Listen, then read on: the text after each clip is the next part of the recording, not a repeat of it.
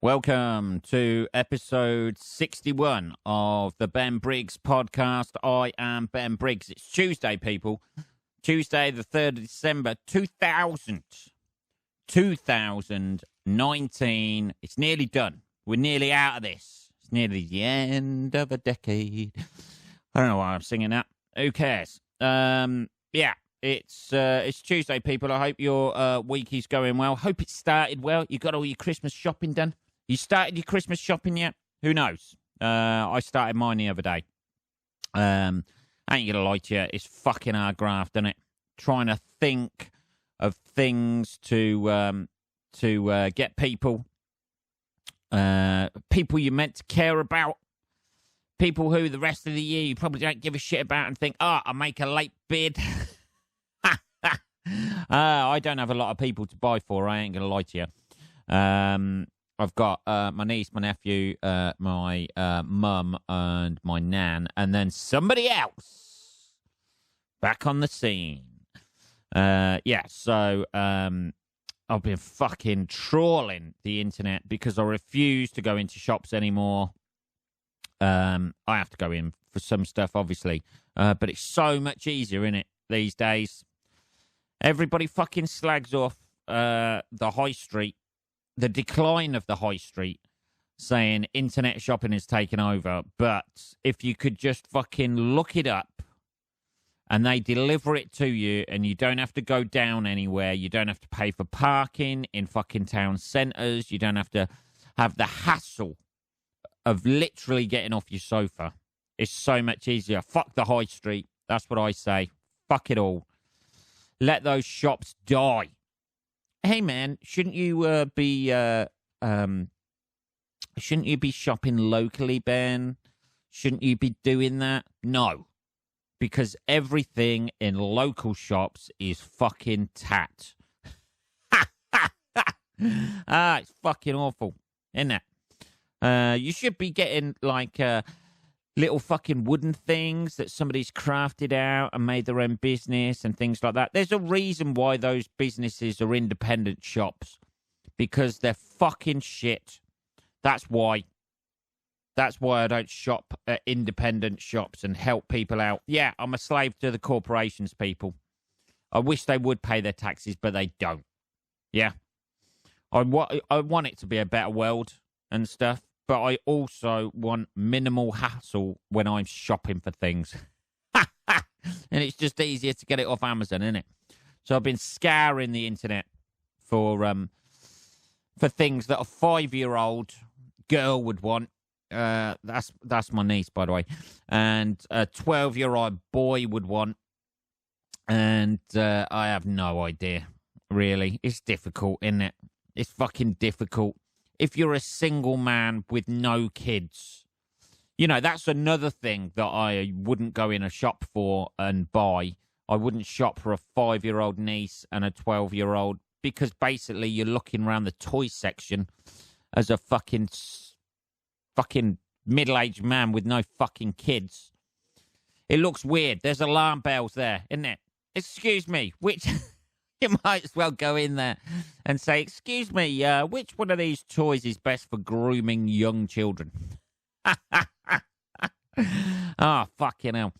So I've been doing all my shopping, Christmas shopping online, trying to get organised, man. There's not long left, is there? All the decorations, as I said, at night now, it's like fucking Blackpool around here. Everybody's got their decorations out outside their house. Hey, we're celebrating Christmas. Why aren't you doing it? Because I don't trust people to steal stuff. And also, I don't want to waste electricity. He says with a fucking podcast setup that he's sucking juice out of the grid, even as we speak. So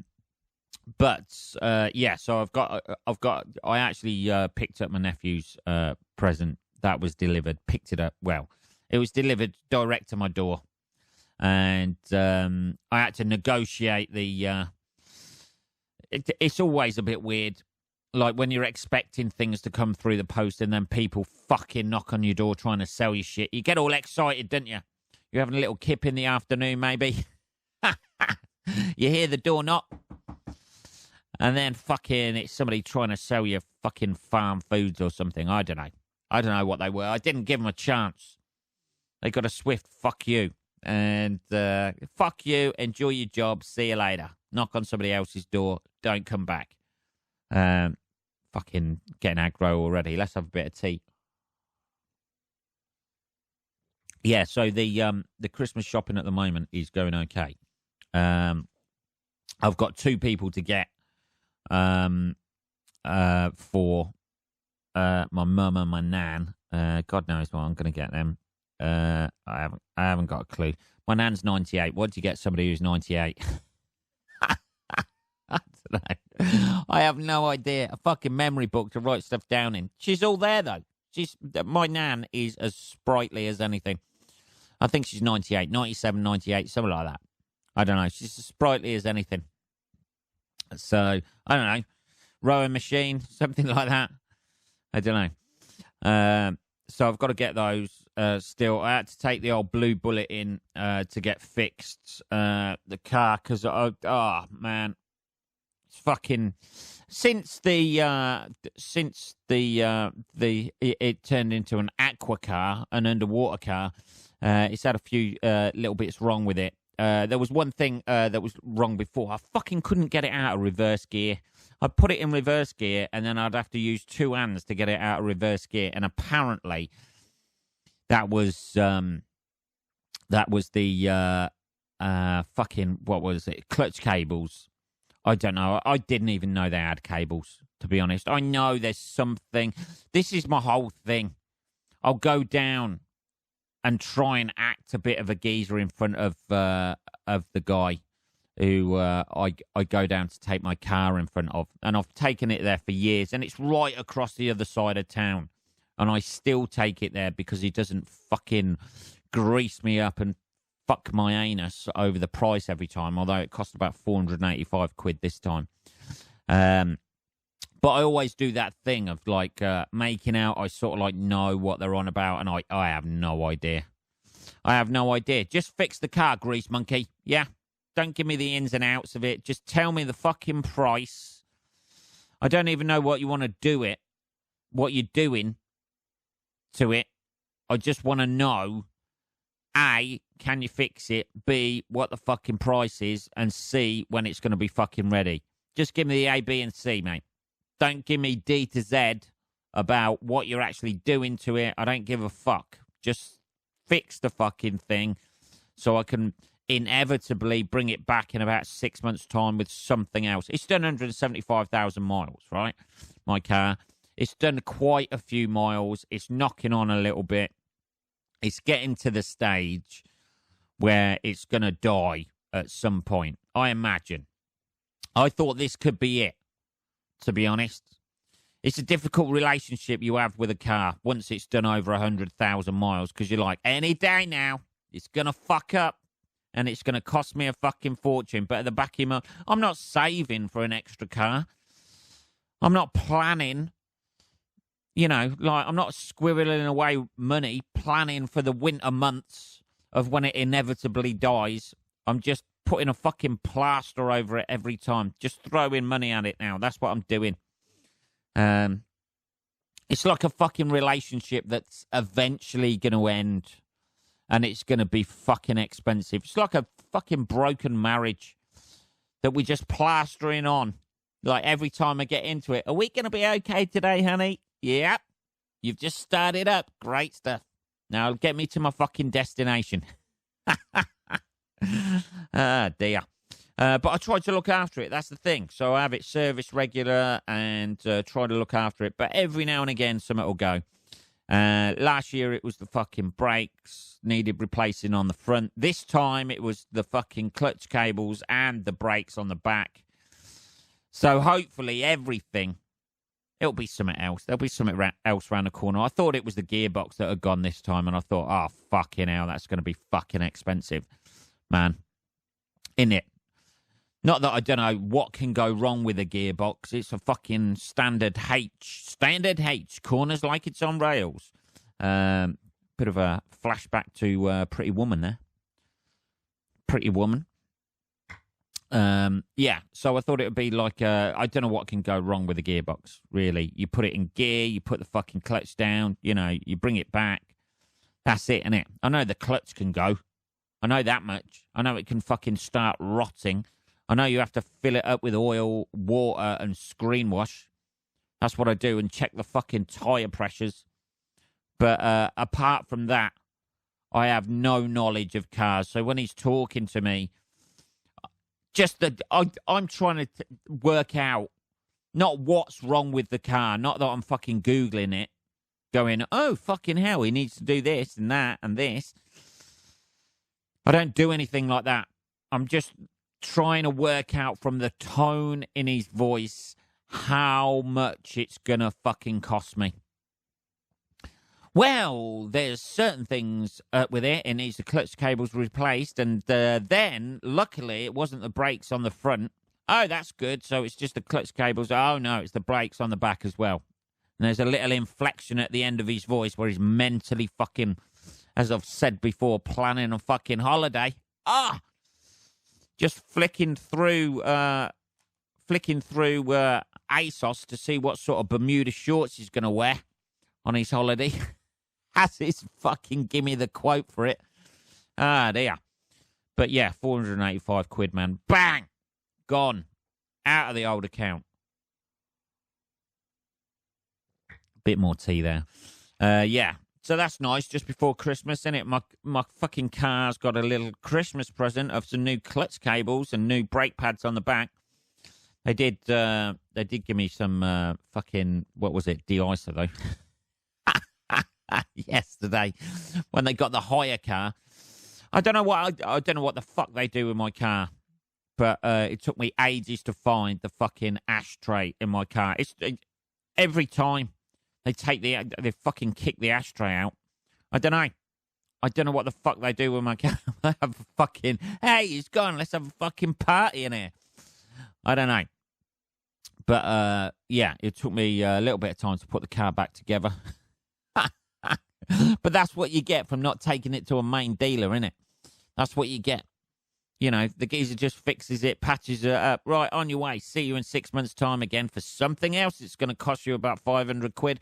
It's always around about 500 quid. Every time I take it in there for something, it's around about 500 quid. But he's all right. I trust him. Ish. That trust is gradually diminishing with every visit I pay him. Although they've got a dog there now, so that was quite entertaining for me. I haven't seen this for a while, by the way. It was a fucking dog that they've got from a rehoming place, which are usually mental, aren't they? You know, nobody's ever going to go into prison and come out exactly the fucking same way. You know, with that 2-week window of life and death hanging over them. You know, which is essentially what they've got at those rehoming centres, isn't it? They've got a 2-week window, I think, where if they're not picked up by the owner comes back to them, or or nobody fucking has them. They're being injected, aren't they? I don't know. Is that how they kill them? They don't do it with a fucking hammer. Just some woman there with a big fucking forearm. Come on, Trixie. You've had your 2 weeks. I don't know. Anyway, they've got this bulldog, French bulldog, and it's fucking balls on it. I've never seen a French bulldog with testicles before. Maybe because I've only seen female ones, or maybe, I don't know, like I've seen French bulldogs with the fucking balls off. They look weird. They don't look as weird as this dog did today. I've never seen French bulldogs' balls before, and they were fucking huge. And he fucking knew he had huge balls, didn't he? It was really awkward because the owner's wife was there with this bulldog, and it was just laid with its legs spread eagle. And I was like, hey, you got a dog? Holy shit, look at the fucking size of them balls. Oh, it was huge. They were bigger than his fucking little French bulldog cock. Sorry about that. Made me cough. Fucking hell. But, yeah. had this like minuscule fucking dick on it that was half the size of its fucking balls. And then the actual balls on the thing, they were like fucking... I mean, bearing this in mind, you know, it's all relative, isn't it? Size-wise. But they were the size of like fucking table tennis balls, either side. On a French bulldog, they're quite a small dog. I don't think it had ever closed its legs. It definitely... Maybe that's why it was laying on its back, just to take the relief of walking around with these two humongous fucking testicles just swinging. I'm surprised with the weight of it, it didn't walk on two legs. For the relative size of its body, they were fucking massive, man. And he knew it as well. He was just laying there. Hey, are you looking at my French balls? They are big balls. They are very... I know they're big balls. Don't look at the penis. Look at only the balls. The balls are there. The penis does the job. It does the job for the other French bulldog ladies. But the balls, they will be impregnated in seconds. Just laying there. Fucking... Might as well have been having a cigar holder, smoking a fucking cigar. The look on his face when I noticed. He was like, yes, they are big. English guys, they are big. Fuck me, man. They're cute, though, aren't they? French bulldogs. They are fucking nice. Who the fuck would give one of those away to a rehoming centre? They're worth about $1.50. That's how much you pay. Maybe it was the balls. Maybe it was just the fucking testicles. They just couldn't take it anymore. And they didn't want to have it done. Didn't want to have the old balls cut off. Or maybe they couldn't. They may have tried to have the balls cut off, but the sheer power of the French balls, a knife wouldn't get through them. I don't know. They might have been fucking... I don't know what they were. They're fucking steely fucking... They looked as though if you kicked him in the testicles... It wouldn't make a difference. He'd just keep walking. Hey, you kick my balls? It don't matter. I don't know. There's a fucking dodgy French accent for you, isn't there? What are we on? Fucking 17 minutes already, people. So anyway, that's basically what I've been up to. Looking at fucking French bulldogs' balls. They were huge, though, man. I should have took a picture, but it's weird, isn't it? You can't really take a picture. Hey... You can't do that, can you? Hey, nice dog. Do you mind if I take a picture of his balls? They're fucking huge. Dear. They're haunting me. Every time I fucking blink, I can see them fucking testicles in my... It's like one of those, when you stare at the sun too often. Every time I fucking blink, I can see these two big fucking white testicles. Also, not that hairy. I don't know what that was all about. The cock was hairy on it. I don't know. I stood and stared too long at this. Far too long. I was just amazed. They were like they were coming down to its knees. They were fucking huge. They got tiny little legs, hadn't they? It was wearing... I was wearing a stupid little fucking hoodie coat as well. Put some trousers on it. Cover them fucking balls up. I don't know. So that's basically what I've been doing. Still painting, people, by the way. Still painting. The bedroom is still going. I'm almost there now. Almost. Almost about to start doing the white shit. Because I've been back and done some other fucking shit to the walls and that. Because my brain was going, hey, Ben, that's not good enough. You need to work your game on that fucking wall painting. Yeah, so I've been doing that. What are we on? 19 minutes. Holy fucking shit. Let's get some of this... Let's get some of this stuff done. We've got an advert. Holy fucking shit. Have we got an advert? We've got an advert. Okay. Bit of advertising to read right now. Let's take a sip of fucking tea so I can get through this. There we go. I know it goes tired. Right. I know it goes quiet. Fucking how tired. I'm already reading it. Jesus. Right, okay. Are you tired? There we go. Are you tired of the same old free-range turkey every year? Do you crave the turkeys of yesteryear? Well, at turkeygenocide.com, you can get the prime battery farm turkeys you used to love. Turkeygenocide.com sources only factory farm turkeys that are reared and kept in cages which are the exact same size as the average oven, so you know they will fit. Each bird is beaten every day with shoes stolen from the Auschwitz Visitor Center to give that pre-tenderized taste. The meat literally falls from the bone before the turkey is even dead. All their turkeys are also pumped full of steroids and vitamins, which, thanks to the food chain, you get absolutely free. In their surveys, most people said that all they wanted for Christmas was a dead relative to return. But when prompted, they then said turkeygenocide.com was the best. Visit turkeygenocide.com and enter promo code. Damn, those Jew shoes sure do make this turkey tasty. That's promo code. Damn, those Jew shoes sure do make this turkey tasty, to receive a 10% discount on your order and a free real turkey head keyring from the actual turkey you are eating. Turkeygenocide.com has over 5 months' experience of supplying turkeys for the festive season. All turkeys may not genetically be turkeys, and some may be a vague approximation of what their legal team deems to be a turkey. So order today at turkeygenocide.com. That's turkeygenocide.com. That is the advertising done for this episode. Now, let's have a look at the fucking shit that's been in the news. He says, taking another fucking massive gulp of tea. Let's have a look. Here's one look.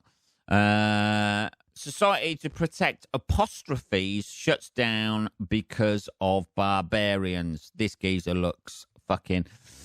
This is one of those wankfest people who wanted to protect apostrophes and the English language. You get people like this, don't you? Hey, man. Because somebody spells something different or something wrong, then they're suddenly a fucking retard. And their argument... That's the thing. This is a thing that's happened with the internet.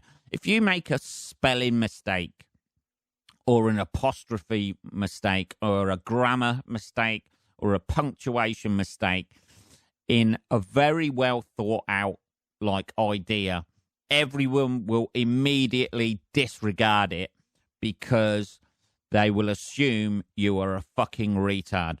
Let's have a look.